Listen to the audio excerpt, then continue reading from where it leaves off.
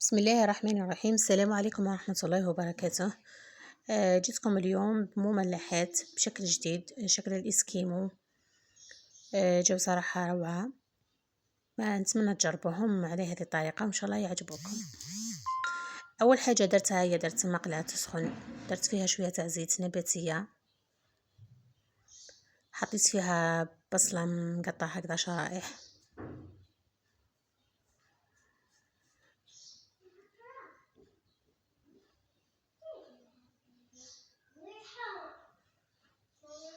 نقلي هذيك البصلة حتى تذبل.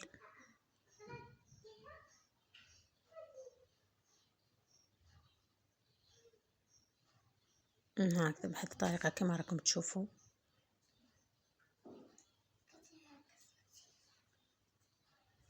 بعد ما تذبلت معايا هذيك البصله نحيتها في نفس الزيت ونفس المقلاة، حطيت طرف تاع الدجاج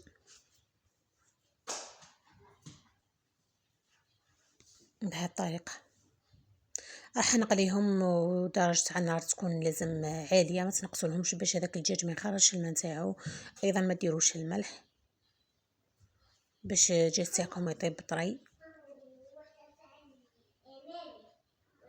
انا كي نشوفوا باللي بدا يتحمر من جهه نقلبوه باش يطيب على الوجه الاخر.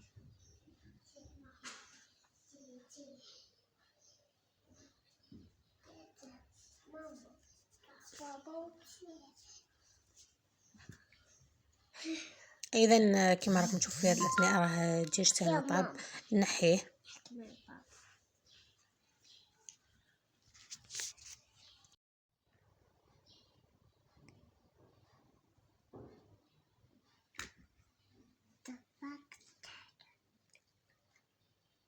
هنا نحيتو نقطعو اذا كانوا المارستوي كبار نقسم كل واحده على 2 ولا على 3 باش نفتتهم شويه. ماما باش بهذه الطريقه ونحطهم في الاشواغ.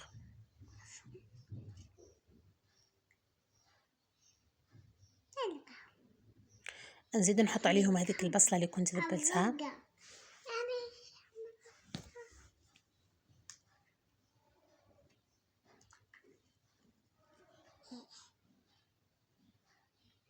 حطيت لهم شويه فرماج، تقريبا نص باطي هذيك تاع الشيف الصغيره هذيك، واذا درتو بالمكعبات ديروا حوالي 3 حبات.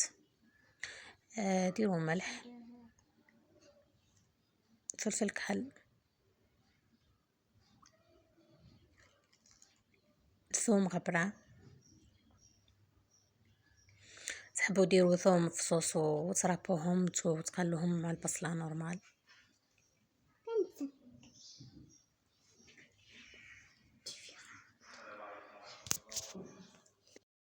درنا هنايا 2 معالق تاع لا شابلو ونسكروا داك الاشوار تاعنا ونرحيوهم كامل مع بعض، نرحيوهم حتى يولي خليط متجانس.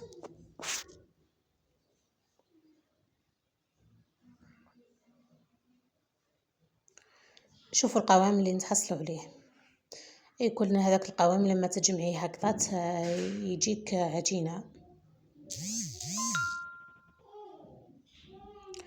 من جهه واحده اخرى جبنه بيضاء درنا عليها شويه ملح وشويه فلفل اكحل ونخفقوها مليح بهذا الشكل.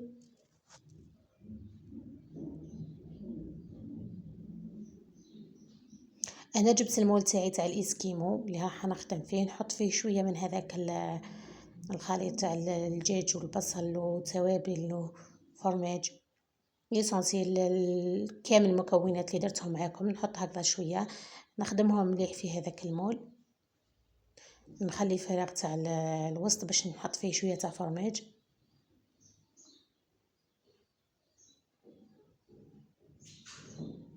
هكذا هنا المول ما يلصقش، ولا خفتوا باش خفتوا تلصق لكم الحبه دهنوه بشويه تاع زيت.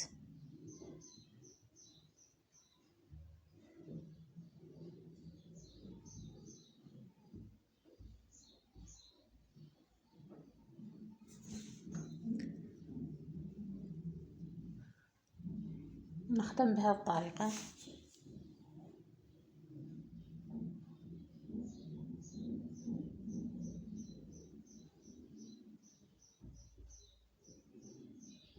نحط شويه تاع فرماج في كل وسط حبه، ونعاود نغطيه بنفس هذاك الخليط اللي درته.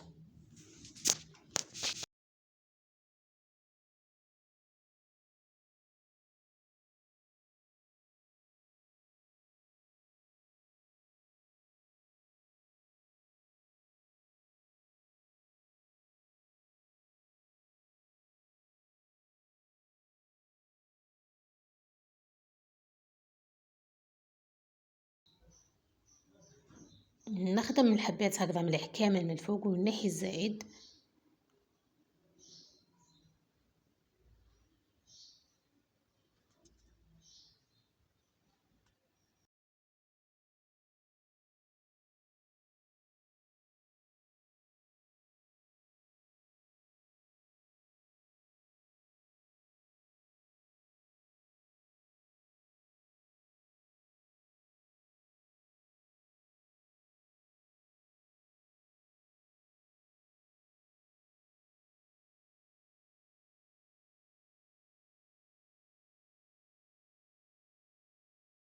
من بعد حطوهم شويه يبردوا في الكونجيلاتور باش يسهل عليكم انكم تنحوهم. انا هنايا ما عنديش وقت باش نحطهم في الكونجيلاتور، ليسونسيال انا راح نحي نخدم معاكم وتبعوا النصائح اللي راني نقول لكم تنجحوا فيهم باذن الله. راح نحط الحبه تاعنا في الفرينه، متحاولوش انكم تعبزوا عليها بيديكم باش ما تروحلهاش لافورم هكذا. من بعد نحطوها في البيض هذاك اللي درت له فلفل كحل والملح،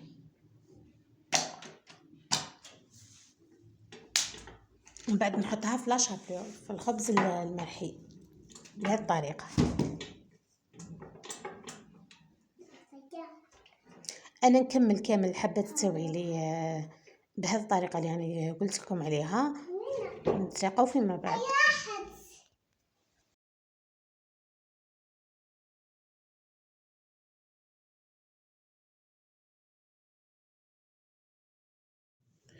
من بعد انا حطيت شويه زيت يسخن ونحط فيه هذوك الحبات تاوعنا نقلوهم.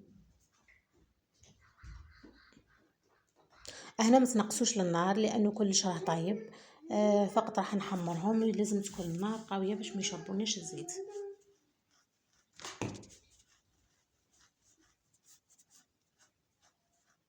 هنا بعد ما طابوا شوفوا التخميره اللي تحصلت عليها جاو ما شاء الله. راح نحط لهم هذوك الاعمده تاع الاسكيمو ونحطهم كيما راكم تشوفوا في صحن تقديم. هنا تزينوهم باي حاجه حبيتوها، وصدقوني البنات جاو ما شاء الله، جاو بنين خفيف بزاف. مع السلامه، بصحتكم.